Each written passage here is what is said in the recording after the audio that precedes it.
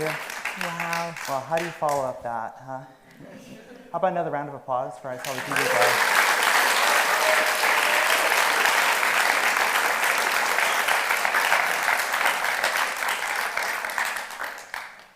Okay. So, my name is Alice Fulmer. I am a grad student over the Department of English over here in my 4th year. I study medieval literature, so I mean, I don't really know what a TV is, but you know, we'll make it work, right? As if for our guest, Haley Dahl is a multi-instrumentalist and frontwoman for the LA-founded, Brooklyn-based chamber pop, punk rock orchestra Sloppy Jane. In Jane Schoenbrun's I Saw the TV Glow, she appeared alongside childhood friend and collaborator, Phoebe Bridgers, to perform the song Claw Machine, and she's been involved with the film's press tour since. Also a big shout out tonight to Carsey-Wolf Center, to Miguel, there's the devil, hey.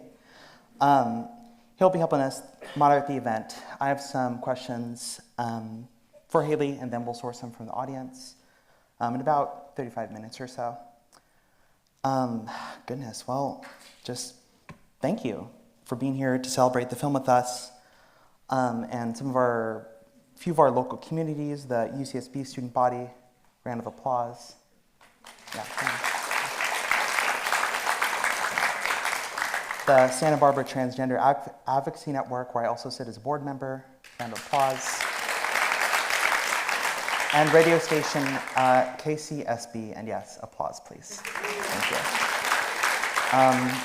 Haley, I hope you know how deeply this film has impacted millions of people. During the Q&A, we're going to have some questions, and then we'll kind of source from there. So, as much as you're comfortable, can you share any reflections you have on Claw Machine a year over after its release? Well, it's been really amazing to see the response to the movie and to see the way that that's trickled down to my own project. Sloppy Jane hasn't been touring a lot in the last year because I'm working on a new record, and our most recent one, Madison, has been out for kind of a long time. This past month, we went on a small tour that was the first one we'd been on since Claw Machine came out, and I was really amazed to see so many more people than were there before, and so many people singing along with specifically that song and connecting to it and the movie. And yeah, I mean, it's been out for about a year, and it's been totally life-changing. It's really, really cool. Yeah, I mean, I'm, as you know, I was at the Madison release party. I'm a big fan of that record, but I mean, man, yeah, Claw Machine is really, really up there, with the streams. I'm sure that's a very humbling feeling. Yeah, it's really, really cool, and it's funny because just in the scope of the movie, I feel that I and it play such a small part in the whole thing that I forget that people can even know me from that, I guess. But you have the lyric, the kind of titular, like, epimonious lyric. Totally.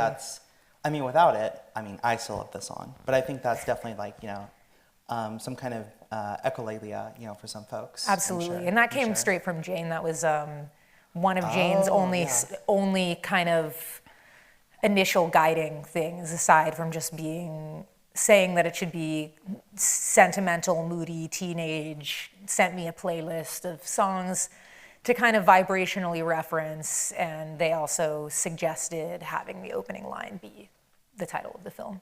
So that was all Jane. Going into one of the pre-written questions I have, hopefully it doesn't sound too stale.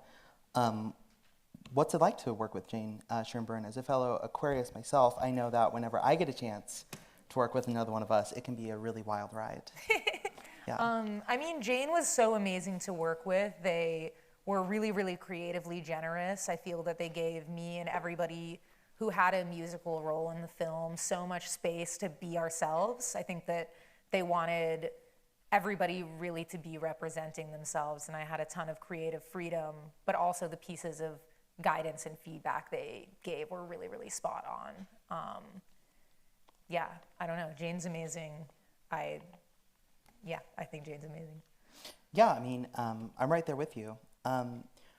between you and them, your music tastes, do they like kind of cross over? Did that come up during both songwriting, production, exchange? It sounds like there was an exchange of playlists. Is that right?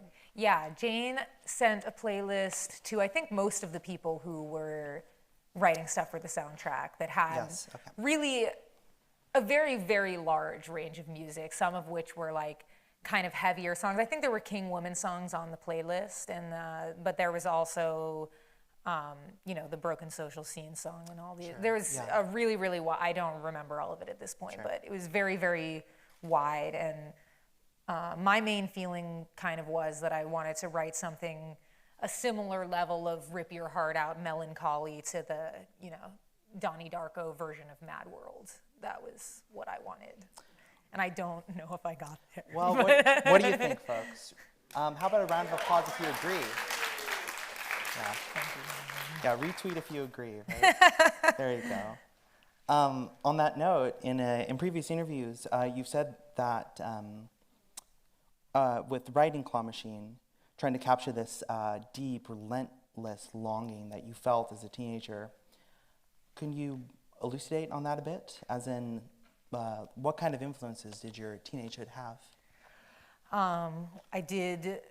Well, you mean my life influences or my music influences? Frankly, both.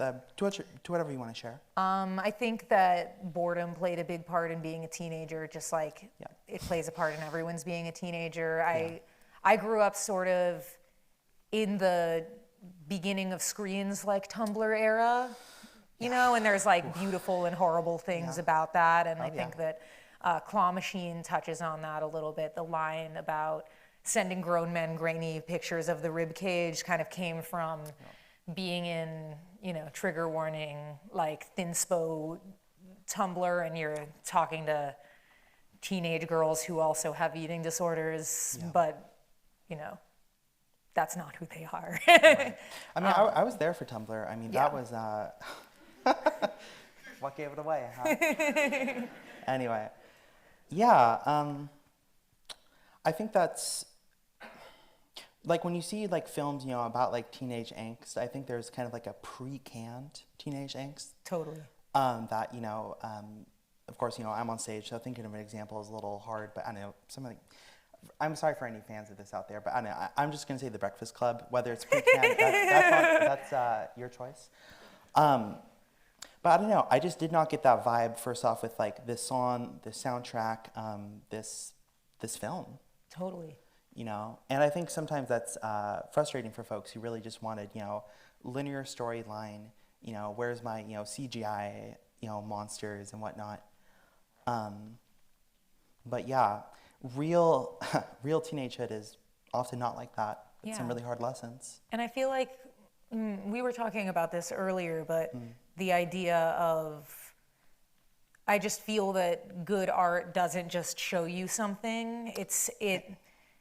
It's about kind of deciding from the beginning what you want people to feel walking away out of it. And I think that something that touches on teenage angst or that weird kind of sentimental, misplaced longing that you feel as a teenager, it's like trying to get somebody to feel a massive amount of this like intangible discomfort rather than being like, here's a photo of a kid in a hoodie, that's teen angst.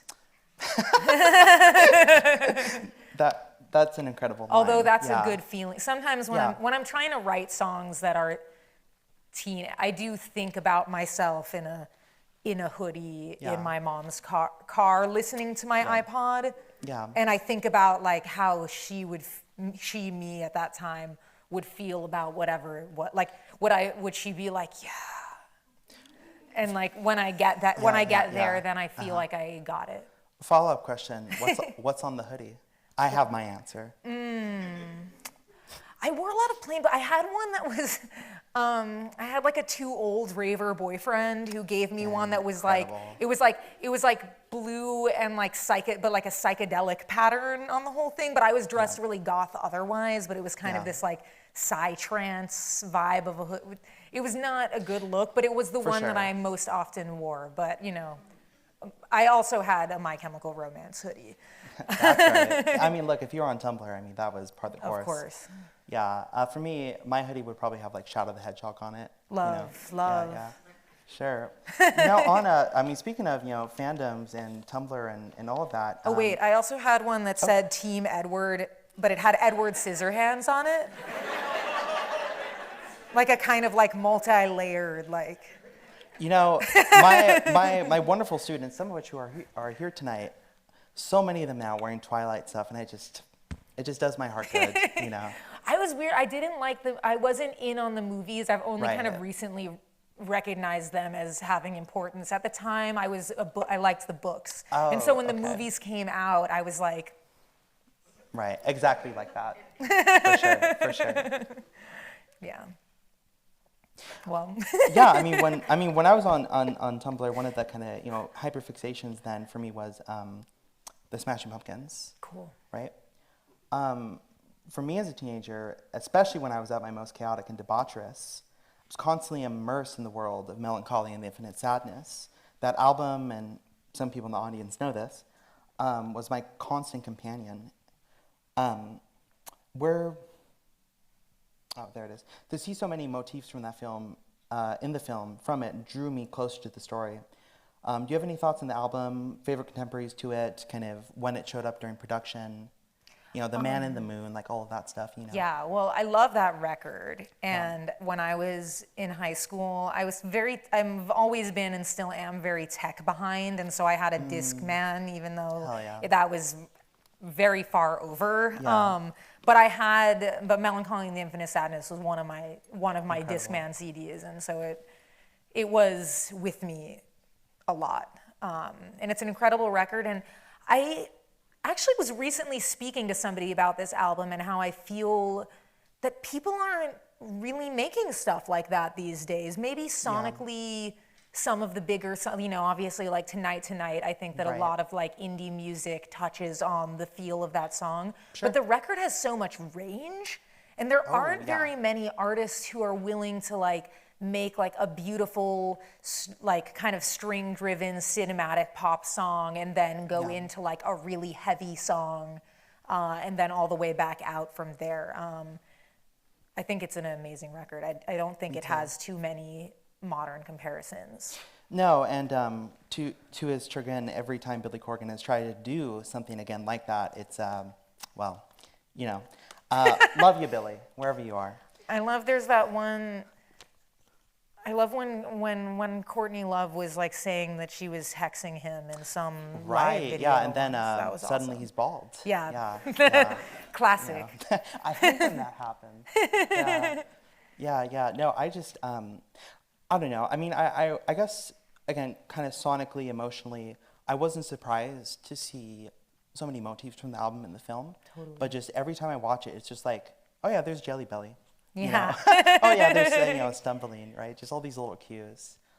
Yeah, goodness. Well, it's awesome. I feel like anytime, like, I won't speak for Jane, but working on course. bodies of work, I think that like once you start, I feel that probably after incorporating one or two motifs, it becomes just like, how many of these can I put in there? Yeah. It's fun once you start playing that game. Another film that came up during our discussion beforehand, David Lynch's Wild at Heart. It's like, one Wizard of Oz joke is one thing, then it becomes 2, 3, 12, Yeah. 20. Well, it's right? like because, if like one is fine, but you can't make 4.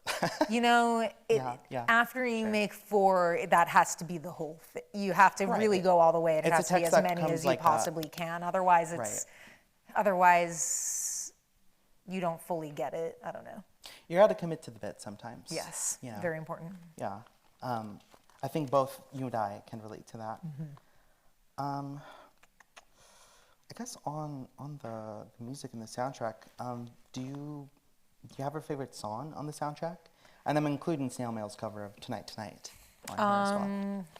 I mean, I think everybody did such a good job. Yeah. But I'm a huge King Woman fan. I think that Chris Understandable. really crushed it. Yeah.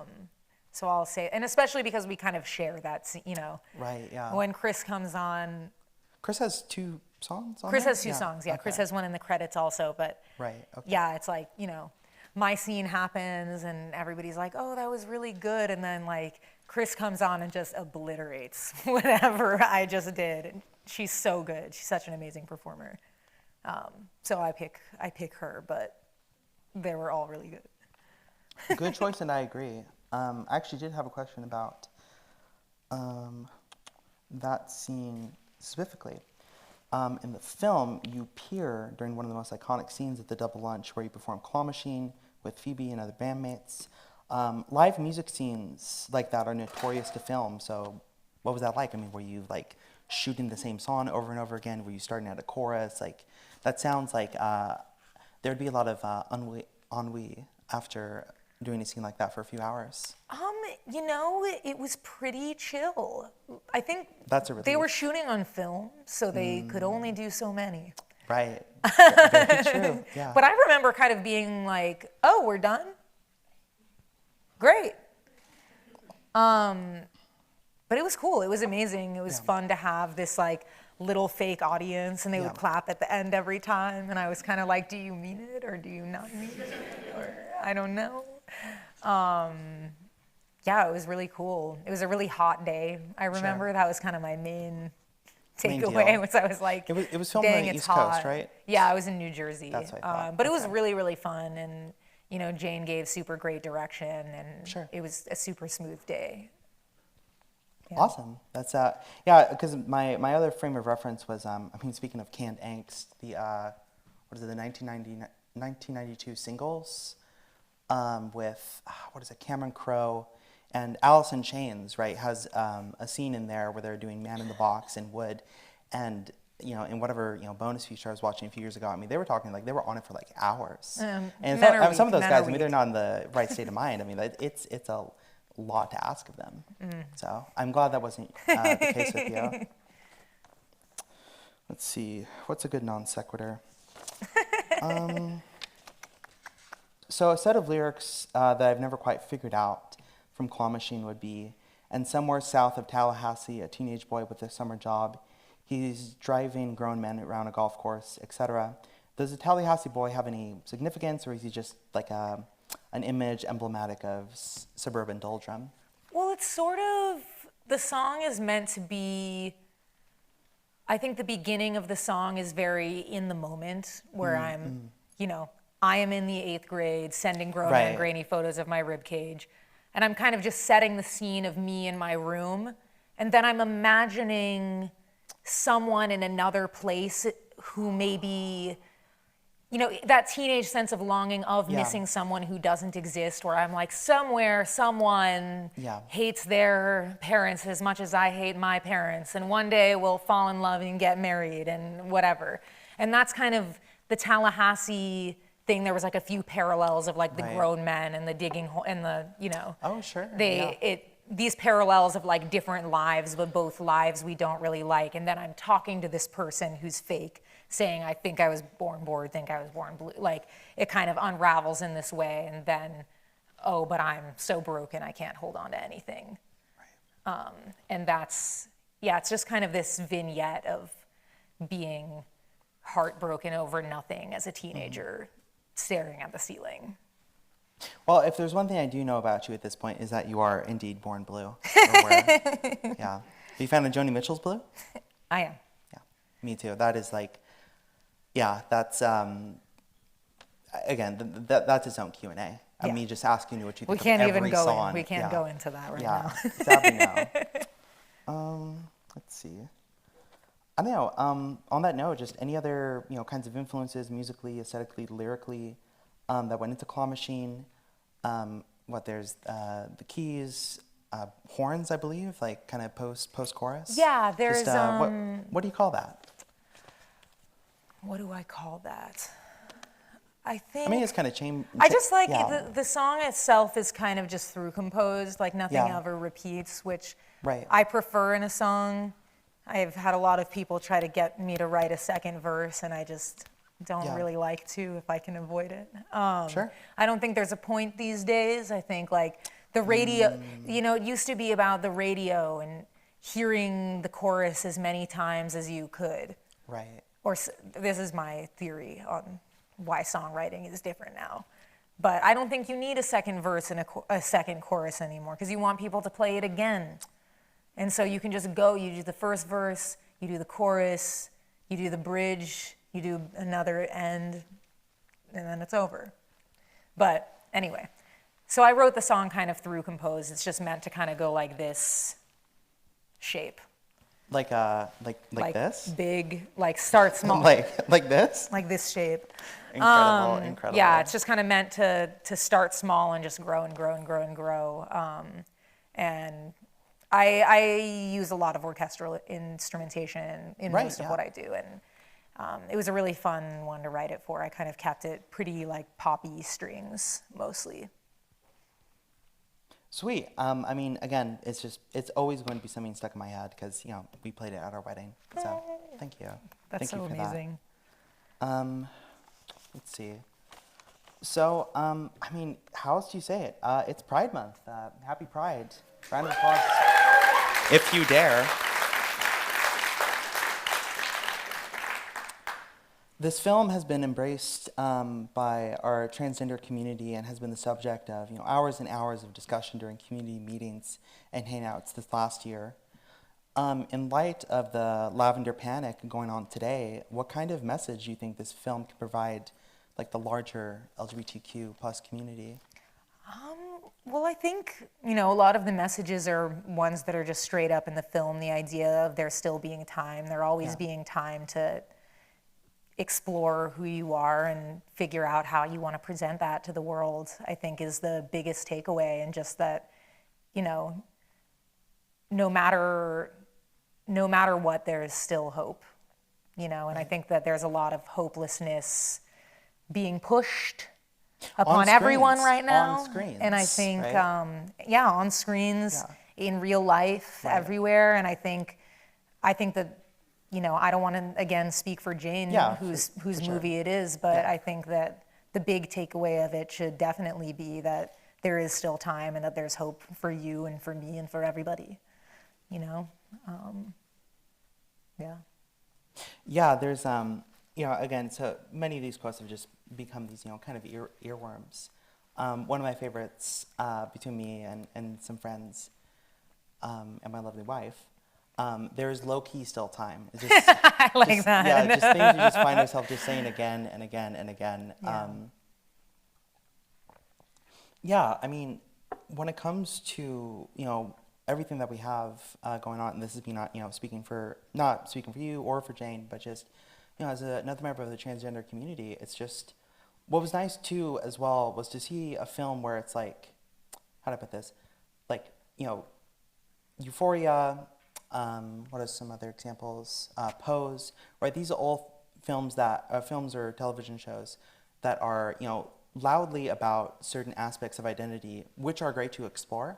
But there's no one, in my opinion, there's no one holding your hand. And I saw the TV glow. Totally. And I think that's why some folks get frustrated about it. Again, like where's my linear blockbuster film with CGI movies and skibbity toilet or whatever, But like there's this thing, maybe this is me just being a codgety old medievalist, but I think there's something important about allegory. Totally. Like you can have stories that I don't know.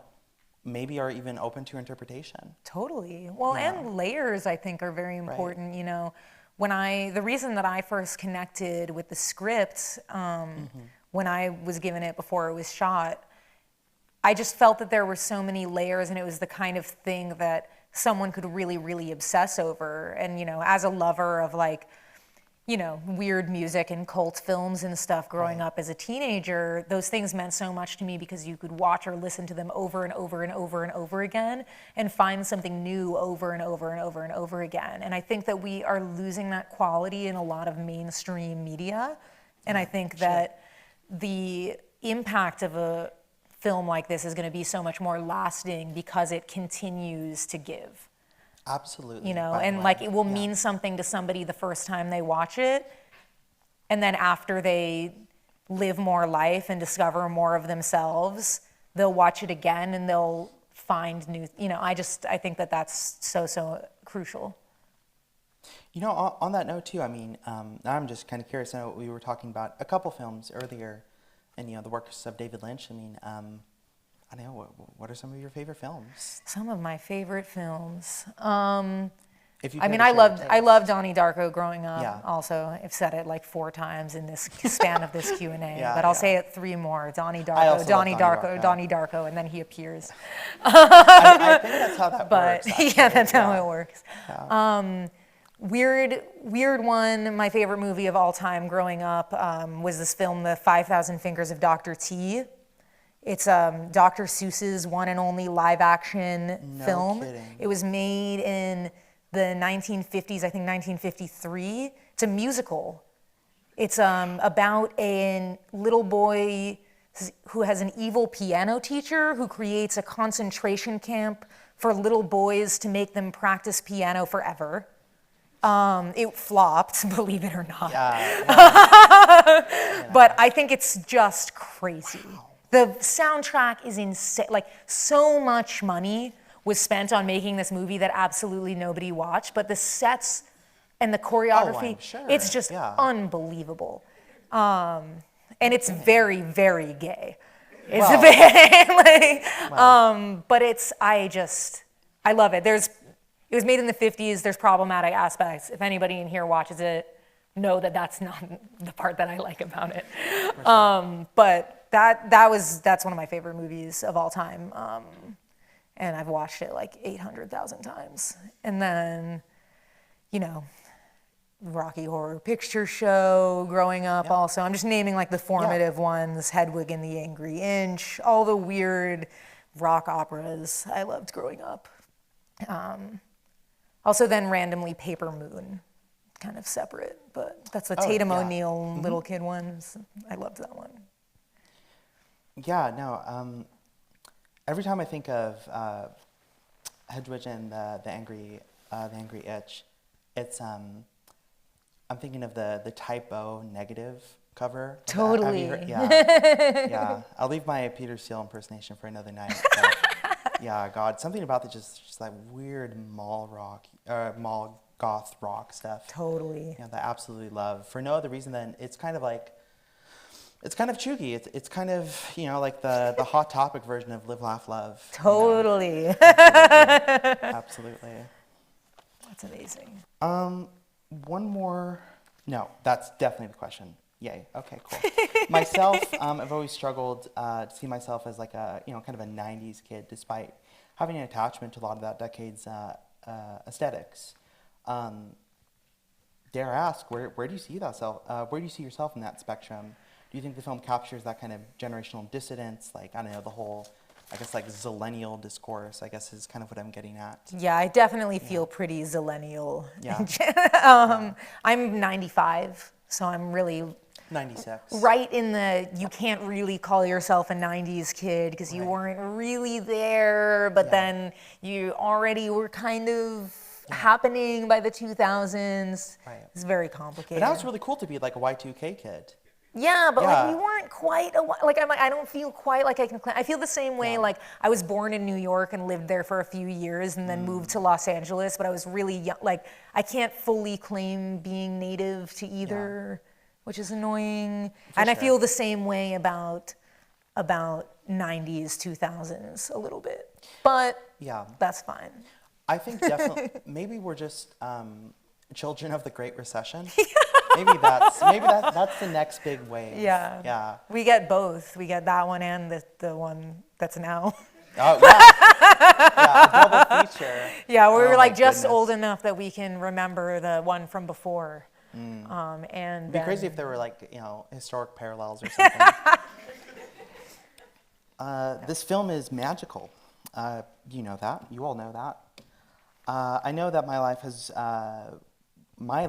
has spiritually grown richer from this film, and over the many times I've watched it, it's allowed me to process my own like teenagehood trauma. Haley, what has this film given you?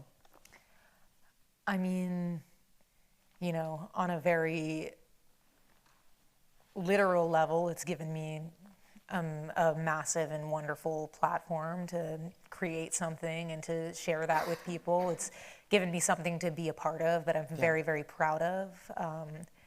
Seeing the way that the movie has impacted, when you're in one scene of a movie, I show up for one day and I'm a part of that, and you don't see it until it starts to come out, and seeing the way that it has like touched people has been like hugely inspiring and moving to me, and is something that I'm so grateful for. And I remember the first time watching it on a big screen, and I'm a very self-centered person, so usually if I'm involved in something, I'm like waiting for am I going to look okay in this? But I got totally lost in the movie, and I forgot that I was, by the time I came on screen, I forgot that I was even going to be on screen, because I was so wrapped up in the beauty of the film. And I'm very, very amazed by the whole thing, and really grateful for the experience, and really, I don't know, I'm very, very moved and very touched by it. Me too. And just thanks so much, for everything you've, given this film, given our communities, and, all your swag has just been definitely very, very much appreciated. Thank you so much. As we draw to a close of this part, I want to pass it off to very own Miguel. Is that okay? And we're going to source some questions from the audience. Thanks very much for being here with us today. And I also, along with Alice, found this movie to be deeply personally meaningful in a way that I hadn't really seen on film before. And I've seen it 3 times all the way through, and every single time I just happen to get something in my eye. And, anyway, neither here nor there. Form of a question.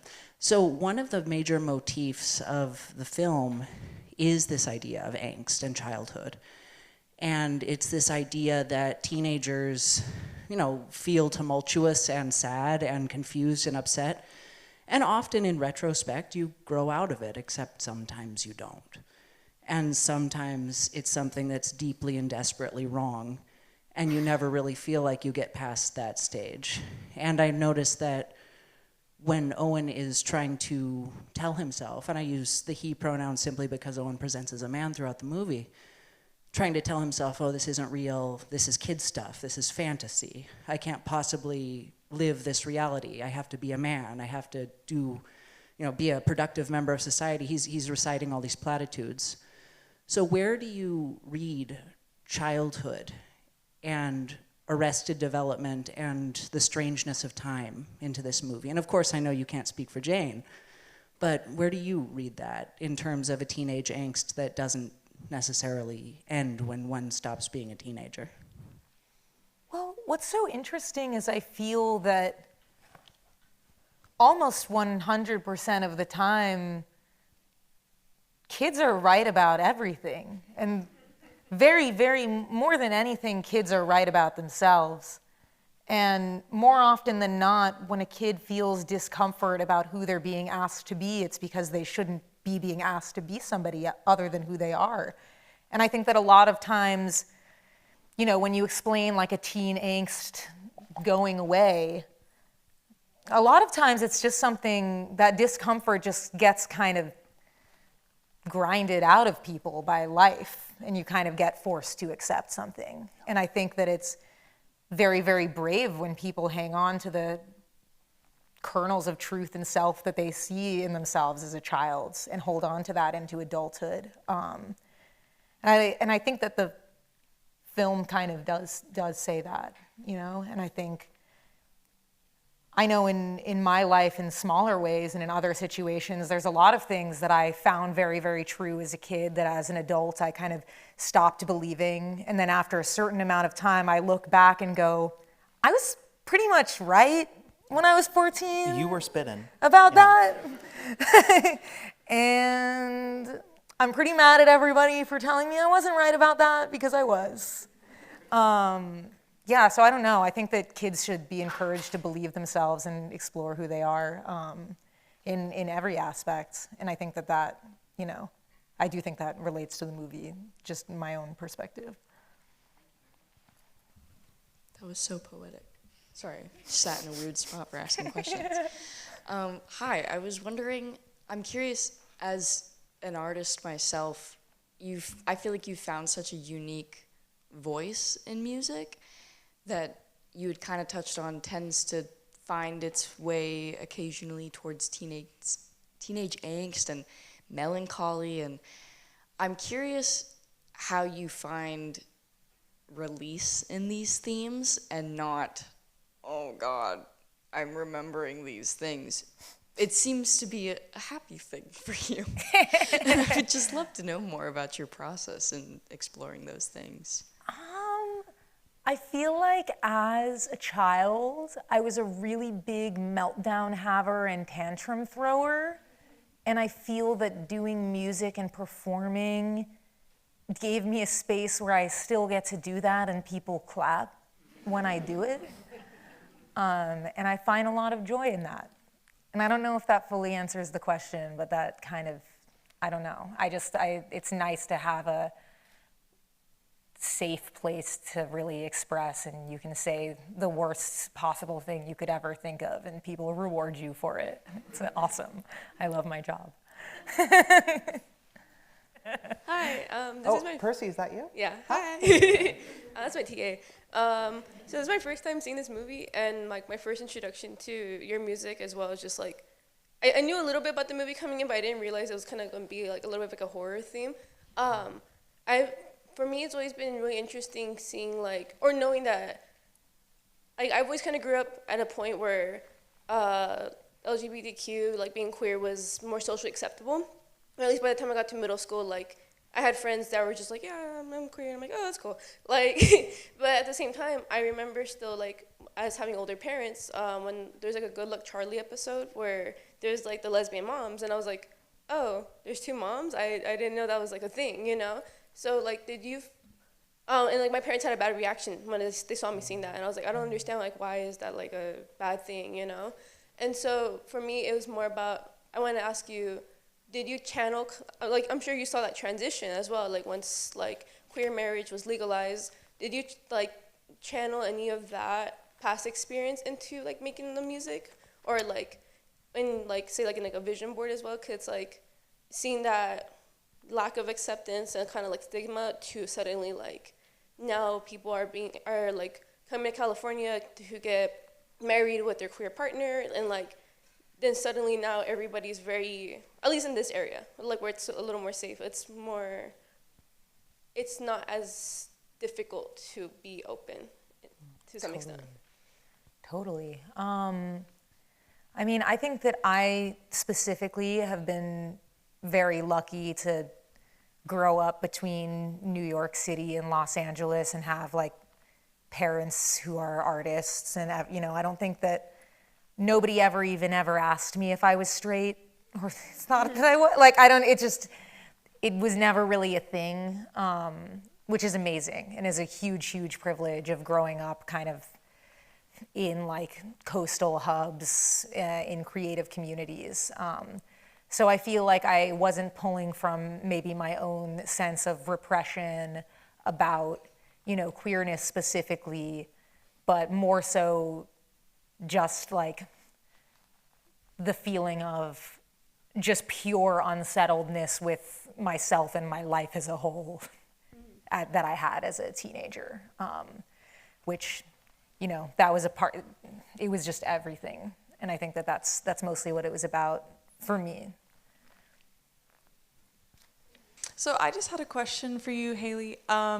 So like we heard about earlier, with your music as Sloppy Jane, and your like growing up and your friendship with Phoebe Bridgers, what's it like working with her again, like after someone like you knew in like your adolescence, and now like coming back in your adult life as someone who's like been by your side or like kind of maybe fizzed in and out of your life? Like, what's that like as like working as creatives? Totally, really amazing. I mean, you know, me and Phoebe have been best friends since high school, and you know, when my band was like a little teeny bopper punk band, she played bass in it, and it's been just amazing to watch her grow as a musician and a person. And she's been really supportive of everything that I've done. And it's never felt like we've completely lost touch or stopped working together, because we've worked together in all of these different ways. You know, she started Satisfactory, the label which I'm on, and she, you know, we've toured together pretty extensively. But it was cool writing something that was meant to kind of inhabit this teenage experience, and to know that she would be singing on it, and to kind of go into it with that intention and feel this full circle moment of, you know, we knew each other when we were both just kids and starting out, and then now we're these two grown-up musicians singing about when we were teenagers. And that was a really beautiful moment. And, you know, Phoebe vocally contributed so much in her performance in the movie. She, yeah, always an incredible presence. Hi. This is Another one of for my students. both of you guys. Yes, hi, Alice. Good to see you again. It's been too. 10 hours since our section. It's so true. It's very true. This is kind of a question for both of you. I'd love to hear what you both have to say. I think in a lot of young adult films, especially this one, the color imagery is so vivid and bright, especially the neon color imagery. And as someone asked before to you, Haley, that you've come to this kind of like this peace and this acceptance with your kind of young adulthood, and even though you can recognize at the time it felt so visceral and so all over the place, that it's sort of become this like happy thing that you can look upon. And I feel exactly the same way. I know it felt so visceral, and in the moment I probably felt terrible, but like I guess the way that I look back on it doesn't feel so vivid like the color imagery in this film. And I was just wondering, like, during filming for you, Haley, like, could you resonate with, like, did those feelings of, like, all the, like, teenage angst come back with all that, like, vivid color imagery? And Alice, just in general, can you resonate with that? Is it still something you can look back on in that light? Yeah, absolutely. I think one of the most beautiful things about writing songs and performing for me, and I kind of said this earlier, but it gives this like safe space for a feeling to live. And when I write a song about a feeling, it's almost like it sort of ties off this space between like me and the feeling. And I can always go back and return to it and interact with it in this way that feels really beautiful, but that it's not living with me all the time anymore. And I think that getting to write this song and perform this in the movie about kind of my own like teenage experience and the longing and sentimental feelings that I had at that time, it just gives it a really wonderful place for those feelings to live. And when I'm in it, I can be in it. And then when the song ends, I move on and I'm a grown up again. Yeah, I mean, as of for me, and thank you for asking, it's really flattering. Yeah, I mean, I think a healthy dose of, you know, emotional regulation can go really far for anyone at any age, right? And I mean, this doesn't come up in my like research so much, I guess, but, you know, in terms of when I am trying to, you know, find outlets for, you know, my inner child, let's say in, I don't know, poetry or doing like collages. It's a favorite hobby of me and my wife. Yeah, there's a way where you can engage with the feelings, the memories, and when you do, they can be, you know, vivid.